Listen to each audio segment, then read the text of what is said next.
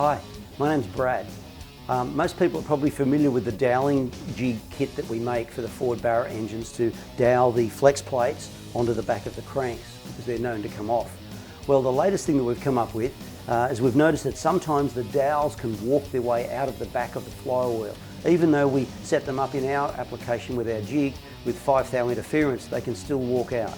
So to solve that problem, we decided to make a little laser cut tab which goes over the top of the dowels and is fitted onto the face of the flex plate to be a captive cover for the top of the dowel pin. So that way the dowel pin can't work its way forward. Part number 306131, they're about $80 or something like that for the whole kit. But it solves the problem of the dowels walking out under really high horsepower and high load conditions, and trans brakes and hard starts, big tyres, things like that. They put a lot of stress on the dowels and they put a lot of stress on the flex plate, but this will stop them from walking out.